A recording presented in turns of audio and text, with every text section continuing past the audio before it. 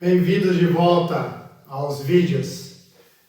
Mesmo lugar, hoje sem bicicleta.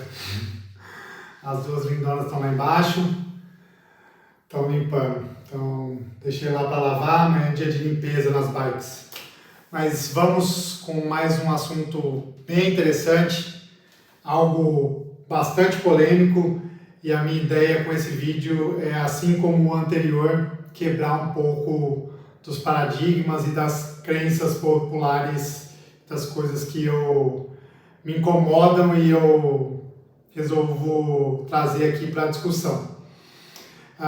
É bastante comum eu atender pacientes que acabam na tentativa de diminuir o peso corporal, de perder massa gorda, diminuem significativamente a ingesta alimentar geral, ou seja, que fazem dieta para perder peso.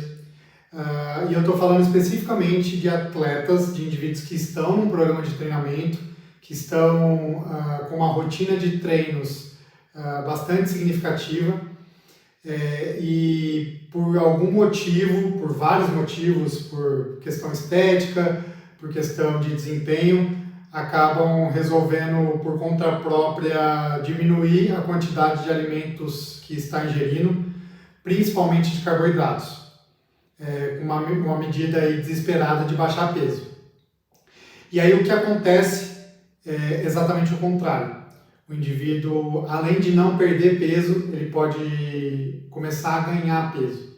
E aí isso vira uma bola de neve que acaba prejudicando os dois objetivos principais. O indivíduo começa a perder desempenho, começa a perder rendimento nos treinos, começa a se sentir mais cansado, a ter um tempo de recuperação um pouco mais longo e aí, por conseguinte, acaba ganhando peso, o que é uma coisa não planejada, né? O que é estranho dizer.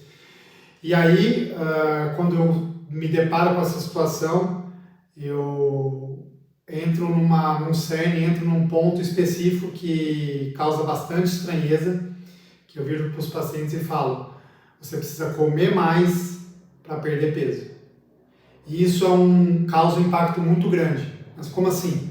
Preciso comer mais e comendo mais eu vou perder peso? Sim, exatamente isso.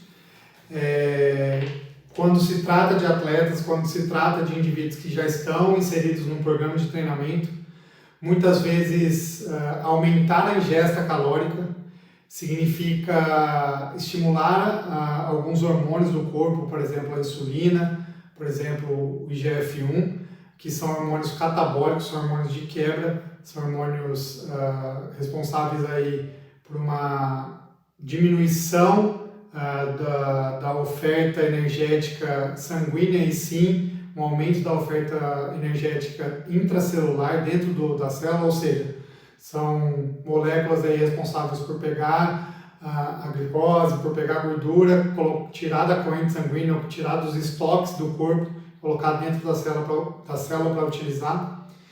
E o indivíduo, ao comer mais, ao se alimentar melhor e inclusive aumentar a ingesta de carboidratos, ele vai ter mais energia e com esse aumento de energia ele vai conseguir treinar melhor, vai conseguir desempenhar os exercícios em mais alta intensidade e isso, consequentemente, vai levar a um aumento do gasto calórico desse indivíduo e no futuro, a médio e longo prazo, isso vai fazer com que ele perca peso. Interessante, um ponto bastante oportuno, e isso a gente consegue mensurar ou consegue ter uma ideia do que está acontecendo com o indivíduo com alguns exames sanguíneos. Então a gente vê a dosagem de triglicérides, a dosagem de insulina, a dosagem da glicemia, algumas enzimas hepáticas, enfim, um conjunto de exames de sangue e também conversando com o paciente para entender o que está acontecendo, para a gente entender se ele não caiu nessa armadilha, que é a armadilha de reduzir a quantidade de alimento que se ingere ao longo do dia, principalmente de carboidrato, numa tentativa de emagrecer. Ou seja, em resumo, muitas vezes para atletas ponto principal de perder massa gorda é comer mais do que está comendo. E não o contrário, que é o que todo mundo faz, que é o lógico de pensar, que é, pô, eu preciso emagrecer, eu preciso parar de comer ou diminuir a quantidade de energia que eu ingiro. Essa estratégia, ela funciona muito bem e ela é muito bem sedimentada nos programas de emagrecimento para indivíduos com pouca atividade física ou indivíduos sedentários. Isso funciona muito bem. Por exemplo, as dietas low carb, as dietas de jejum intermitente, são dietas que estão bastante estabelecidas e têm um respaldo científico muito grande para perda de peso em indivíduos com pouca ou nenhuma atividade física ao longo do dia. Para atletas, a história é um pouco diferente e muitas vezes comer mais vai fazer com que você perca peso. Beleza? Por isso, para finalizar, muito importante que todos tenham um acompanhamento nutricional, que todos dediquem esse setor da vida na mão de um profissional competente, um profissional que tenha conhecimento específico na área, seja ele um nutricionista esportivo, um nutrólogo que entende da parte esportiva e que cuida dessa parte, ou um médico do esporte que tem bastante vivência e se sente capaz de fazer isso. Particularmente eu oriento e conduzo os meus pacientes para os nutricionistas e para alguns nutrólogos que eu tenho confiança.